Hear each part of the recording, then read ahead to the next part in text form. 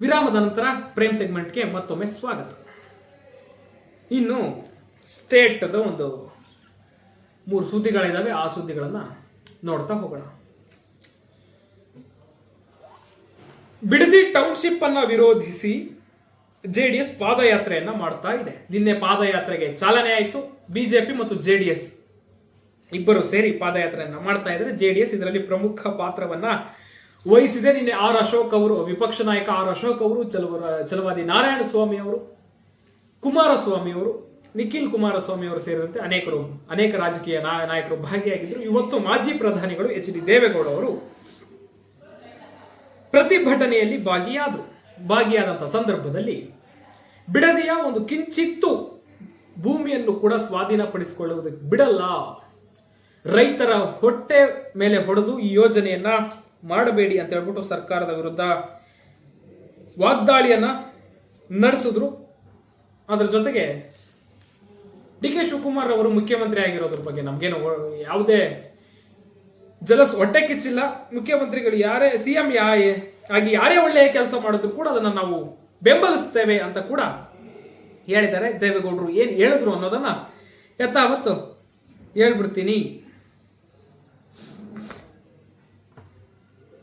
ಬಿಡದಿ ಭಾಗದಲ್ಲಿ ಯೋಜಿಸಲಾಗಿರುವ greater Bengaluru township ಯೋಜನೆ ಮತ್ತು ಭೂ ಸ್ವಾಧೀನ ಪ್ರಕ್ರಿಯೆ ವಿರುದ್ಧ ಕಿಡಿಕಾರಿರುವ ದೇವೇಗೌಡರು ಬಲವಂತದ ಭೂ ಸ್ವಾಧೀನ ಇಲ್ಲ ಎಂದು ಹೇಳುತ್ತಲೇ ದೆಹಲಿಗೆ ಹೋಗುವ ಮುನ್ನ, ಅಂದ್ರೆ ಡಿ ಕೆ ಶಿವಕುಮಾರ್ ಅವರು ದೆಹಲಿಗೆ ಹೋಗಿದ್ರು ನಿನ್ನೆ, ಏನು ಖಾತೆ ಹಂಚಿಕೆ ಗೊಂದಲ ವಿಚಾರವಾಗಿ ಹೇಳಿದ್ರು. ದೆಹಲಿಗೆ ಹೋಗುವ ಮುನ್ನ 3 ಕೋಟಿ ನೀಡುತ್ತವೆ ಎಂದು ಬೆಲೆ ಹೆಚ್ಚಳ ಮಾಡಿ ಆಮಿಷ ಒಡ್ಡುತ್ತಿದ್ದಾರೆ. 9,600 ಎಕರೆ ಭೂಮಿಯನ್ನ ಆಕ್ರಮಣ ಮಾಡಲು ಹೊರಟಿದ್ದು ಬಡ ರೈತರ ಹೊಟ್ಟೆ ಮೇಲೆ ಹೊಡೆಯುವ ಈ ಯೋಜನೆಯನ್ನ ತಕ್ಷಣವೇ ಕೈ ಬಿಡಬೇಕು. ನಿಖಿಲ್ ಕುಮಾರಸ್ವಾಮಿ ನೇತೃತ್ವದಲ್ಲಿ ಬಿಡದಿ ರೈತರು ನಡೆಸುತ್ತಿರುವ ಹೋರಾಟವನ್ನು ಅಭಿನಂದಿಸಿ ಕೇಂದ್ರ ಸಚಿವರಾಗಿ ಜವಾಬ್ದಾರಿ ನಿರ್ವಹಿಸುತ್ತಿದ್ದರು ಕುಮಾರಸ್ವಾಮಿ ಅವರು ರೈತರ ಪರವಾಗಿ ಗಟ್ಟಿಯಾಗಿ ನಿಂತಿದ್ದಾರೆ. ಬೆಂಗಳೂರಿನಲ್ಲಿ ಈಗಾಗಲೇ ಸಹಸ್ರಾರು ಸೈಟ್ಗಳು ಮತ್ತು ನಿರ್ಮಿಸಲಾದ ಮನೆಗಳು ಖಾಲಿ ಬಿದ್ದಿವೆ. ಅವುಗಳನ್ನ ಕೊಳ್ಳುವವರೇ ಇಲ್ಲದಿರುವಾಗ ರೈತರ ಸಣ್ಣ ಜಮೀನುಗಳನ್ನ ಕಸಿದುಕೊಂಡು ಯಾರ ಓಲೈಕೆಗಾಗಿ ಟೌನ್ಶಿಪ್ ಮಾಡಲು ಹೊರಟಿದ್ದೀರಿ ಅಂತ ಹೇಳ್ಬಿಟ್ಟು ಪ್ರಶ್ನೆ ಮಾಡಿದ್ರು. ಇದೇ ವೇಳೆ ಸಿಎಂ ಅವರು ಸಮಿತಿ ರಚಿಸುವ ಮುನ್ನ ಬೆಂಗಳೂರಿನ ಖಾಲಿ ಸೈಟ್ಗಳ ಅಂಕಿ ಅಂಶಗಳನ್ನ ಗಮನಿಸಲಿ ಅಂತ ಹೇಳ್ಬಿಟ್ಟು ಒಂದು ಸೂಚನೆಯನ್ನ ಕೊಟ್ಟರು. ಅದರ ಜೊತೆಗೆ ನನಗೆ ವಯಸ್ಸಾಗಿದೆಯೇ ಹೊರತು ನನ್ನ ಬುದ್ಧಿಗೆ ವಯಸ್ಸಾಗಿಲ್ಲ.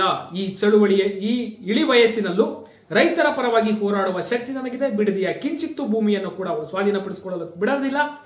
ಅದಲ್ಲದೆ ಆಗಸ್ಟ್ 19ರಂದು ಬೆಂಗಳೂರಿನ ಫ್ರೀಡಂ ಪಾರ್ಕ್ನಲ್ಲಿ ಬೃಹತ್ ಸಭೆ ಕರೆಯಲಾಗಿದ್ದು ರೈತರು ಮಾನಸಿಕವಾಗಿ ಹೋರಾಟಕ್ಕೆ ಸಿದ್ಧರಾಗಬೇಕು ಅಂತ ಹೇಳ್ಬಿಟ್ಟು ಕರೆಯನ್ನ ನೀಡಿದ್ರು. ಒಕ್ಕಲಿಗರು ಸಿಎಂ ಆದರೆ ದೇವೇಗೌಡರ ಕುಟುಂಬ ಸಹಿಸುವುದಿಲ್ಲ ಎನ್ನುವಂತಹ ಒಂದು ಆರೋಪ ಏನಿತ್ತು, ಆ ಆರೋಪವನ್ನು ತಳ್ಳಿ ಹಾಕಿರುವ ಮಾಜಿ ಪ್ರಧಾನಿಗಳು ಇನ್ನೂ 2 ವರ್ಷ ಅಧಿಕಾರವಿದೆ, ಆಡಳಿತ ಮಾಡಿ, ನಮ್ಮದೇನು ತಕರಾರಿಲ್ಲ, ಯಾರು ಸಿಎಂ ಆಗಿ ಒಳ್ಳೆಯ ಕೆಲಸ ಮಾಡಿದ್ರು ಕೂಡ ಅದನ್ನ ಬೆಂಬಲಿಸುವ ಕೆಲಸವನ್ನ ನಾವು ಮಾಡ್ತೇವೆ ಅಂತ ಹೇಳ್ಬಿಟ್ಟು ಮಾಜಿ ಪ್ರಧಾನಿ ದೇವೇಗೌಡರು ಹೇಳಿದಂಥದ್ದು. ಈ ಇಳಿ ವಯಸ್ಸಿನಲ್ಲೂ ಕೂಡ ಪ್ರತಿಭಟನೆಯಲ್ಲಿ ಭಾಗಿಯಾಗ್ತಾರೆ, ರೈತರ ಪರವಾದಂತಹ ಹೋರಾಟವನ್ನ ಬೆಂಬಲಿಸ್ತಾರೆ ಅಂತಂದ್ರೆ ದೇವೇಗೌಡರವರ ಈ ನಡೆಯನ್ನ ಶ್ಲಾಘಿಸಬೇಕು. ಯಾಕೆ ಅಂತಂದ್ರೆ ಅನೇಕ ರಾಜಕೀಯ ನಾಯಕರನ್ನ ನಾವು ನೋಡ್ತೇವೆ. ಕೆಲವು ಸಲ ಏನಾಗುತ್ತೆ ಅಂತಂದ್ರೆ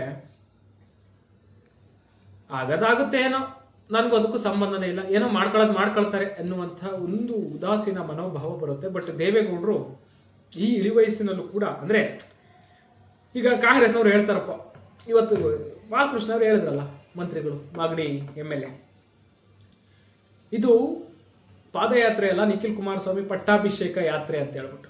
ರಾಜಕೀಯ ಕಾರಣಗಳು ಇರ್ಬೋದು, ಇಲ್ಲ ಅಂತ ಹೇಳಲ್ಲ. ಯಾವುದೇ ಪಕ್ಷದ ನಾಯಕರು ಏನೇ ಮಾಡಿದ್ರು ಕೂಡ ಒಂದು ರಾಜಕೀಯ ಕಾರಣ ಇಲ್ಲದೆ ಮಾಡಲ್ಲ. ಬಟ್ ಇದನ್ನ ರಾಜಕೀಯವಾಗಿ ನೋಡಬಾರ್ದು. ದೇವೇಗೌಡರವರ ಈ ಇಳಿ ವಯಸ್ಸಿನ ಆ ಉತ್ಸಾಹ, ಜೀವನ ಚೈತನ್ಯ ಶ್ಲಾಘನೀಯ. ಇನ್ನು ನಿಖಿಲ್ ಕುಮಾರಸ್ವಾಮಿ ಅವರು ಕೂಡ ಮಾತನಾಡಿದ್ರು. ಅವರು ಹೇಳಿದ್ದನ್ನು ಕೂಡ ಯಥಾವತ್ತು ಹೇಳ್ತೀನಿ. ಡಿ ಕೆ ಶಿವಕುಮಾರ್ ಅವರು ಈ ಹಿಂದೆ ನನಗೂ ಒಂದ್ಸಲ ಪೆನ್ನು ಪೇಪರ್ ಕೊಡಿ ಅಂದ್ರೆ 2023ರ ವಿಧಾನಸಭೆ ಚುನಾವಣೆಯಲ್ಲಿ ಒಕ್ಕಲಿಗ ಮುಖ್ಯಮಂತ್ರಿ ಆಗುವಂತ ಅವಕಾಶ ಬಂದಿದೆ, ನನಗೆ ಪೆನ್ನು ಪೇಪರ್ ಕೊಡಿ ಅಂತ ಹೇಳ್ಬಿಟ್ಟು ಕೇಳಿದ್ರು. ಆ ಹೇಳಿಕೆಯನ್ನ ಉಲ್ಲೇಖಿಸಿ ಒಂದು ಟಾಂಟ್ ಅನ್ನ ಕೊಟ್ಟಿರುವಂತದ್ದು. ಹಿಂದೆ ರೈತರಿಂದ ಪೆನ್ನು ಪೇಪರ್ ಕೇಳಿದ ಡಿ ಕೆ ಶಿವಕುಮಾರ್ ಅವರೇ, ಈಗ ನೀವೇ ಸಿಎಂ ಆಗಿ ಅಧಿಕಾರದಲ್ಲಿದ್ದೀರಿ. ಆ ಪೆನ್ನು ಮತ್ತು ಪೇಪರ್ ಅನ್ನ ಯಾವ ಉದ್ಧಾರಕ್ಕಾಗಿ ಬಳಸ್ತಾ ಇದ್ದೀರಿ. 33,000 ಕೋಟಿ ರೂಪಾಯಿ ಹಣ ಮಾಡಲು ಪೆನ್ನು ಪೇಪರ್ ಬಳಸುತ್ತಿದ್ದೀರಾ ಎಂದು ಹೇಳ್ಬಿಟ್ಟು ಪ್ರಶ್ನೆ ಮಾಡಿದ್ದಾರೆ.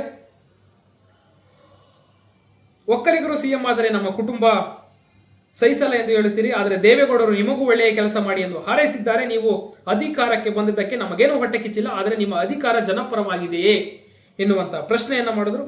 ಕನಕಪುರದಲ್ಲಿ ಮೊನ್ನೆ ಡಿ ಕೆ ಶಿವಕುಮಾರ್ ಅವರು ಮುಖ್ಯಮಂತ್ರಿಯಾದ ಬಳಿಕ ಕನಕಪುರಕ್ಕೆ ಹೋಗಿದ್ರು. ತನ್ನ ಸ್ವಕ್ಷೇತ್ರ ಕನಕಪುರದ ಜನತೆಗೆ ಒಂದು ಧನ್ಯವಾದಗಳನ್ನು ತಿಳಿಸಲಿಕ್ಕೆ ಆ ಸಮಯದಲ್ಲಿ ಒಂದು ರೋಡ್ ಶೋನಲ್ಲಿ ಮಾತನಾಡ್ತಾ ಜಮೀನು ಯಾರು ಕಳ್ಕೋಬಾರದು ಅನ್ನುವಂಥ ಮಾತುಗಳನ್ನ ಹೇಳಿದ್ರು. ಆ ಮಾತುಗಳನ್ನು ಉಲ್ಲೇಖಿಸಿ ಕನಕಪುರದಲ್ಲಿ ರೈತರಿಗೆ ಜಮೀನು ಮಾರಬೇಡಿ ಅಂತ ಬುದ್ಧಿವಾದ ಹೇಳುವ ನೀವೇ ಇಲ್ಲಿ ರೈತರ ಜಮೀನುಗಳನ್ನ ಕಬಳಿಸಲು ಮುಂದಾಗಿದ್ದೀರಿ. ಹಿಂದೆ ಎಕರೆಗೆ 2 ಕೋಟಿ ರೂಪಾಯಿ ಕೊಡುವುದಾಗಿ ಹೇಳಿದ್ದವರು ಈಗ ದಿಢೀರನೆ 3 ಕೋಟಿ ರೂಪಾಯಿ ಕೊಡುವುದಾಗಿ ಏಕೆ ಘೋಷಿಸಿದ್ರಿ?